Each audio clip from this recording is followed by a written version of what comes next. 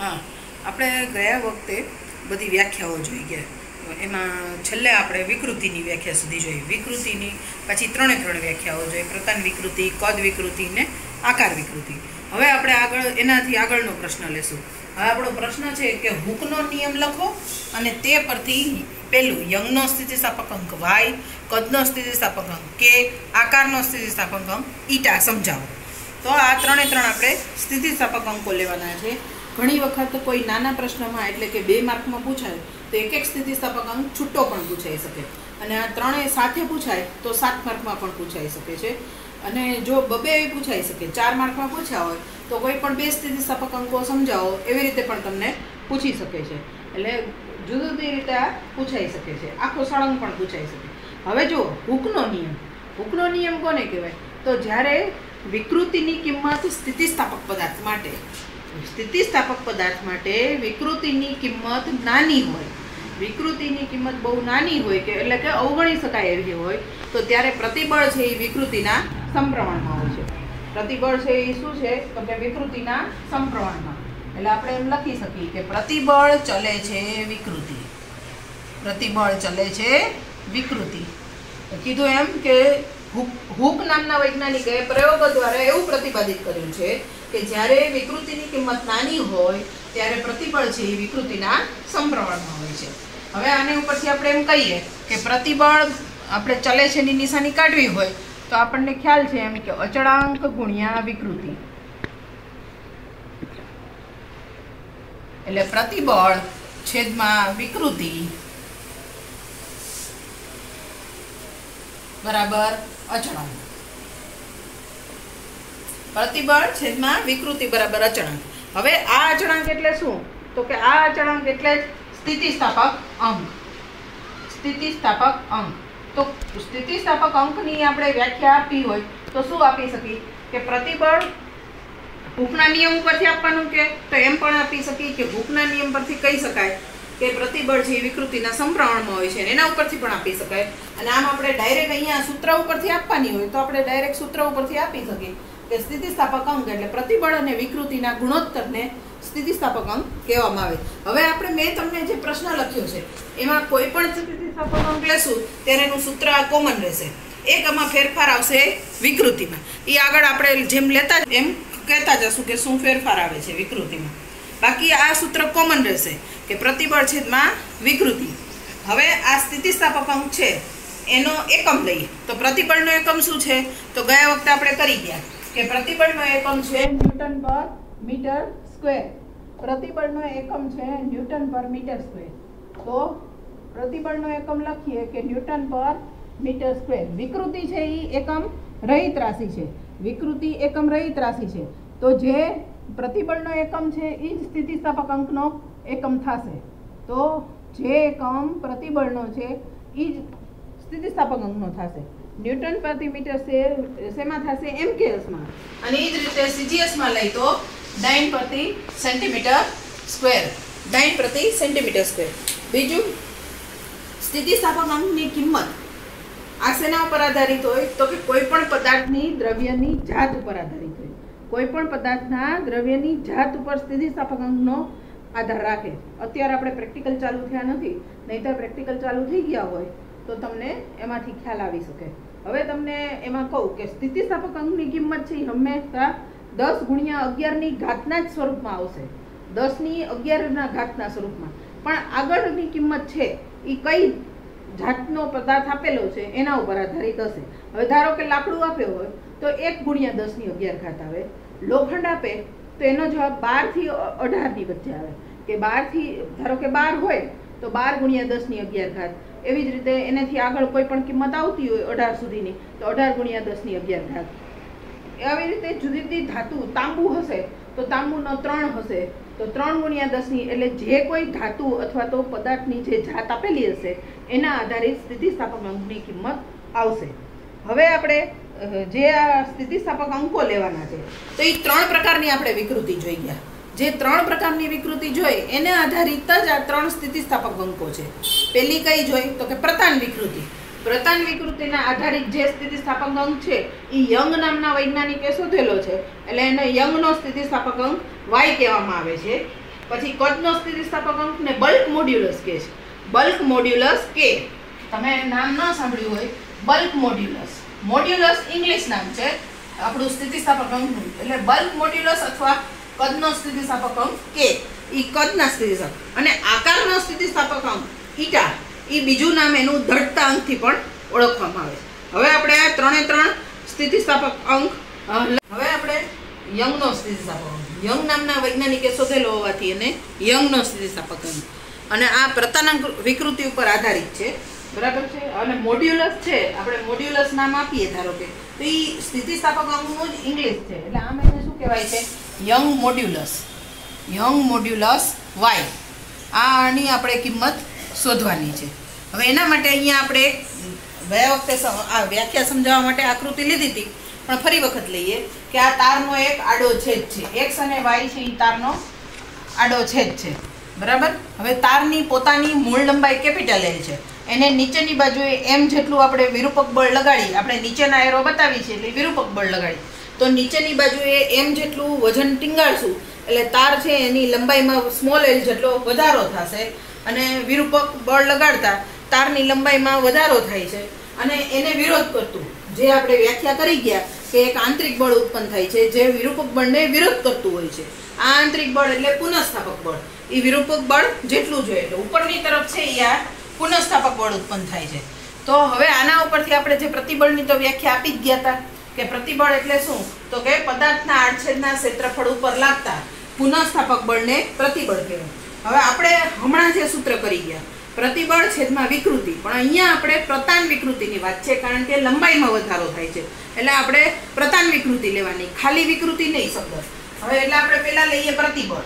તો પ્રતિબળ એટલે પદાર્થના આડછેદનું ક્ષેત્રફળ F છેદમાં પદાર્થ ઉપર લાગતું પુનઃસ્થાપક બળ અને છેદમાં પદાર્થના આડછેદનું ક્ષેત્રફળ. આખું સૂત્ર લખતા નથી એટલે આપણે ખાલી નોટેશનથી દર્શાવીએ છીએ F/A, અને સાથે સાથે આપણે લઈએ પ્રતાન વિકૃતિ. તો પ્રતાન વિકૃતિ એટલે લંબાઈમાં થતો ફેરફાર છેદમાં મૂળ લંબાઈ, એટલે સ્મોલ L/L. હવે આપણે જે યંગનો સ્થિતિસ્થાપક અંક એટલે કે y એનું સૂત્ર લેશું. તો એનું જે સૂત્ર લઈએ એ શું થશે? પ્રતિબળ છેદમાં પ્રતાન વિકૃતિ, એટલે પ્રતિબળ છેદમાં પ્રતાન વિકૃતિ. તો પ્રતિબળનું સૂત્ર શું છે? F/A અને છેદમાં L/L થશે. એટલે હવે આપણે જો લઈએ તો શું થાય y નું સૂત્ર? તો કે y બરાબર આપણે F × કેપિટલ L અને A × સ્મોલ l. પણ આ સૂત્ર આપણને મળે છે એ કોનું મળે છે? કે જ્યારે તારનો આડછેદ લંબચોરસ હોય. આ જે આકૃતિ આપણને દર્શાવે છે તારનો આડછેદ લંબચોરસ છે ત્યારે. હવે એની જગ્યાએ આપણે એમ લઈએ કે તારનો આડછેદ ગોળાકાર હોય, તારનો આડછેદ ગોળાકાર હોય, અને કોઈ પણ આડછેદનું એમ કહી કે ગોળાકાર હોય તો એની કંઈક ત્રિજ્યા હોય. તો તે ત્રિજ્યા કેટલી હોય? તો કે સ્મોલ r જેટલી ત્રિજ્યા સ્મોલ r હોય. તો ગોળાકાર એટલે વર્તુળ શેપ કીધો એટલે એનું ક્ષેત્રફળની કિંમત શું થઈ જશે? πr². ક્ષેત્રફળની કિંમત થઈ જશે πr². અને તારના છેડે આપણે m જેટલું વજન લગાડી છીએ તો બળની કિંમત આવે m × g, એટલે ગુરુત્વ પ્રવેગ, એટલે F ની કિંમત થાય m × g. હવે આ બંને કિંમતો આપણે અહીંયા y માં મૂકીએ તો y બરાબર આવશે mgl. F ની જગ્યાએ આપણે mg મૂકેલા છે એટલે mgl/πr² સ્મોલ l. એટલે તારના આડછેદ જ્યારે ગોળાકાર હોય ત્યારે યંગનો સ્થિતિસ્થાપક અંક શોધવાનું સૂત્ર આપણને આ મળશે. આ સૂત્રનો ઉપયોગ આપણે પ્રેક્ટિકલની અંદર પણ આનો જ ઉપયોગ કરીએ છીએ. હવે આપણે જે લેબની અંદર જાશું ત્યારે 300 સેન્ટીમીટરના લાંબા તાર આપી અને આપણે યંગનો સ્થિતિસ્થાપક અંક શોધવાનો પ્રેક્ટિકલ આવે એમાં આપણે અહીંયા E વાપરીએ છીએ પ્રેક્ટિકલમાં કે M/E. આ આપણે પ્રેક્ટિકલની મદદથી શોધીએ. તમને લંબાઈ આપેલી હોય, તારની ત્રિજ્યા તમે શોધી નાખો એટલે આની ઉપરથી આપણને યંગના સ્થિતિસ્થાપક અંકની કિંમત મળી જાય. આપણે પણ આ સૂત્રનો ઉપયોગ કરી અને દાખલા તો લેશું જ. હવે આપણે બીજો લઈએ કદનો સ્થિતિસ્થાપક અંક. કદનો સ્થિતિસ્થાપક અંક અથવા તો એને બલ્ક મોડ્યુલસ કે થી ઓળખવામાં આવે છે. બલ્ક એટલે બલ્ક નામના વૈજ્ઞાનિકે શોધેલો હોવાથી એને બલ્ક મોડ્યુલસ કહે છે. હવે એમાં આપણે એમ લઈએ કે કોઈ એક ધાતુનો ગોળો આપેલો છે, ધાતુના ગોળો છે એનું કદ v છે. કોઈ એક ધાતુનો ગોળો આપેલો છે એનું કદ v છે. હવે અને એનું પોતાનું ક્ષેત્રફળ a છે, એનું ક્ષેત્રફળ a છે. હવે એની દરેક આખી બધી સપાટીએથી એક સરખું વિરૂપક બળ લગાડવામાં આવે, આ ગોળાને બધી સપાટીએથી એક સરખું વિરૂપક બળ લગાડવામાં આવે તો આ પદાર્થના આકારમાં કંઈ ફેર પડતો નથી, પણ એના કદમાં ડેલ્ટા વી જેટલો ઘટાડો થાય છે. એના આકારમાં કાંઈ ફેર પડતો નથી, પણ એના કદમાં ડેલ્ટા વી જેટલો ઘટાડો થાય છે. હવે આમાં પણ એને ઉપરથી આપણે આ શું લગાડી છીએ તો કે વિરૂપક બળ F. એના ઉપરથી આપણે હવે પ્રતિબળ અને અહીંયા કદ વિકૃતિની વાત આવશે, કારણ કે કદમાં ફેરફાર થાય છે એટલે કદ વિકૃતિની વાત. દરેકમાં એ રીતે જુદું જુદું આવતું જાય. હવે જો એટલે અહીંયા પ્રતિબળ તો શું આવશે તો કે પ્રતિબળ બરાબર પુનઃસ્થાપક બળ F છેદમાં પદાર્થના આડછેદનું ક્ષેત્રફળ, કારણ કે આપણે એના સપાટીના ક્ષેત્રફળ ઉપર આપણે બળ લગાડી છીએ, પણ અહીંયા આપણે એના આડછેદના ક્ષેત્રફળ ઉપર બળ લગાડી છીએ એને આપણે P થી દર્શાવશું, પદાર્થ પર લાગતું દબાણ.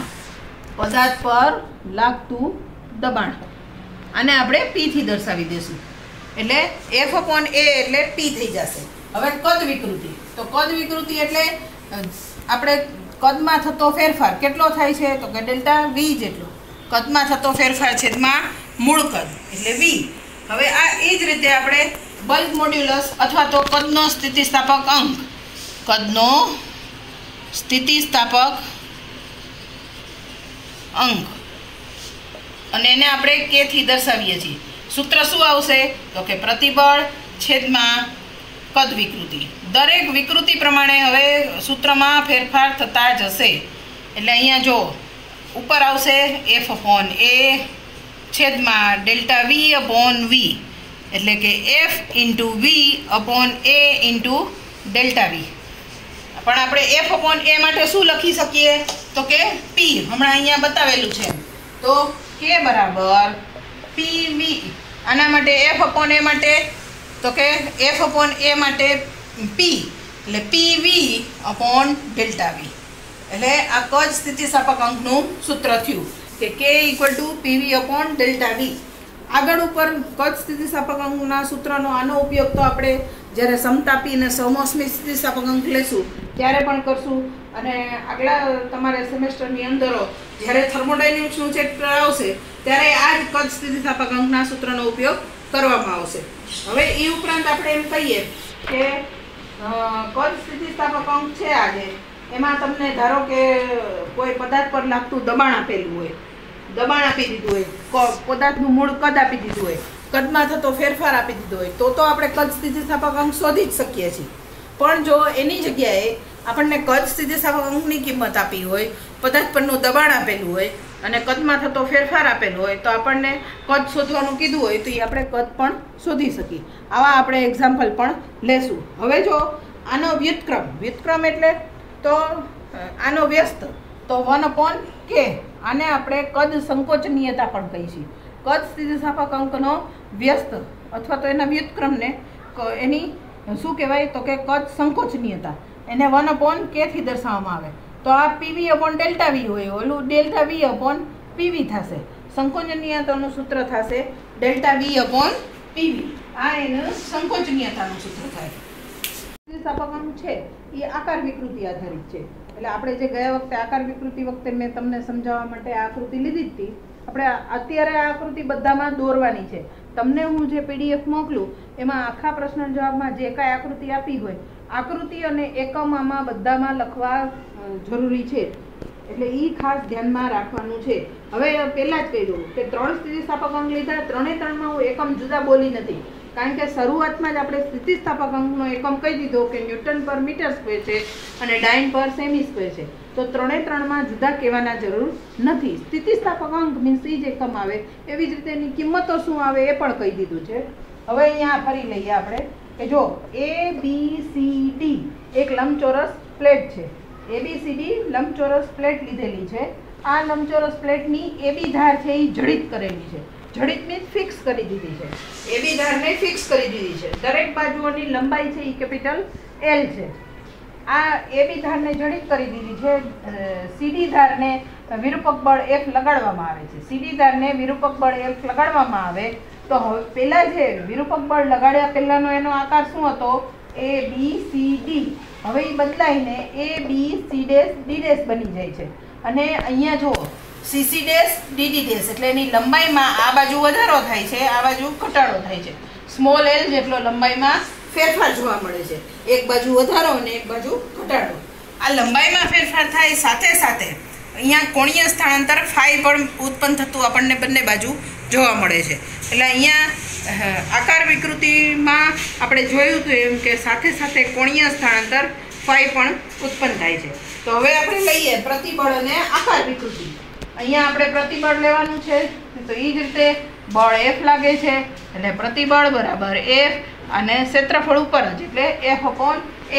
અને આકાર વિકૃતિને આપણે ફાઈથી દર્શાવીએ છીએ.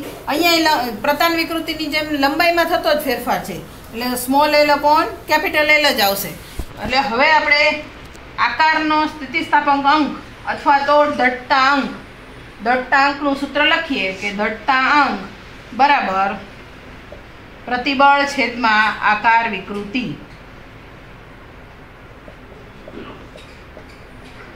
એટલે પ્રતિબળ આવશે F/A અને આકાર વિકૃતિ એટલે L/L, પણ L/L ની જગ્યાએ આપણે લેવાનું ફાઈ. એટલે હવે આપણું સૂત્ર થઈ જશે દળતાંક ઈટા બરાબર F/A ફાઈ. આ આપણું દળતાંક અથવા તો આકારના સ્થિતિસ્થાપક અંકનું સૂત્ર થશે. હવે આપણે આગળ ઉપર આ 3 સ્થિતિસ્થાપક અંક કરી ગયા. ચોથો જે આવશે પોઈસન ગુણોત્તર, પણ એ જુદો લેવાનો છે. આપણે અત્યારે જે સ્થિતિસ્થાપક અંક કરી ગયા, નેક્સ્ટમાં આપણે આને લગતા બધા એના એક્ઝામ્પલ લેશું.